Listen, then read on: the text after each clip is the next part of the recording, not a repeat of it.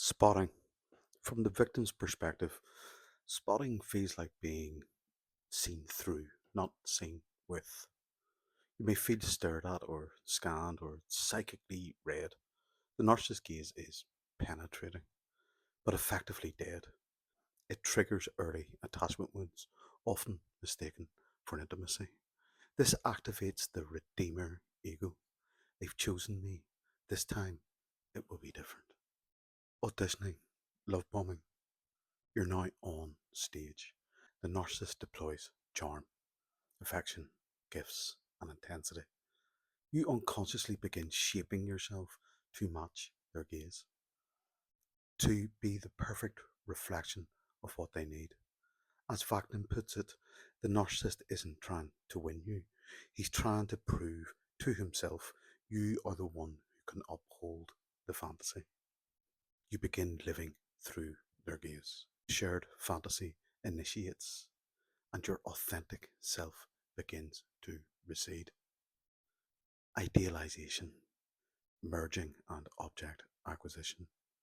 Now, fully inside the fantasy, you experience elevation, euphoric feelings. You feel adored, fused, and chosen. But this is not mutual intimacy, it is bi directional object acquisition. You acquire them as a redemptive object, they acquire you as a mirror. As Facton notes, you fell in love with your idealized self, reflected through the narcissist. This is the dual mothership. You begin to inhabit their needs, their expectations. You are not loved, you are used to stabilize their false self, and you don't know the difference yet. Devaluation and the final discard.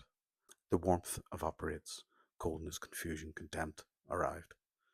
You were no longer reflecting perfection, and so you were punished. They devalued, they blamed you, they emotionally withdrew, they eventually decathected. You panic and you try harder and you try to perform. But as Vaktin explains, the narcissist first discards you in his mind, then in reality. You feel erased but still intensely bound. This is the trauma bond activating.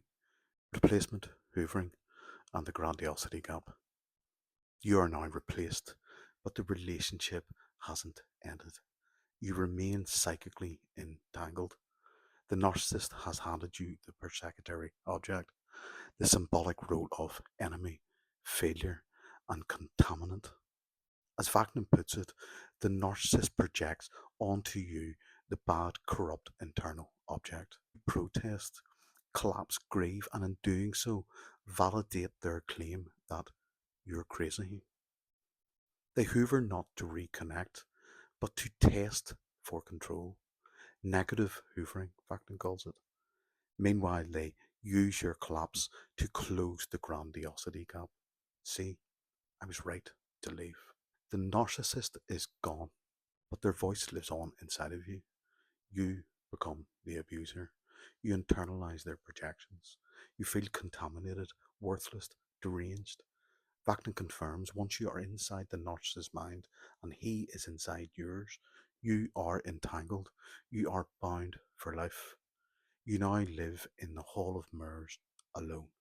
Every thought is a performance. Every emotion is self scrutinized. You are no longer performing for them. You are performing for the interject. You begin replaying collapse inside your own psyche. The shared fantasy didn't end, it inverted. Peace out.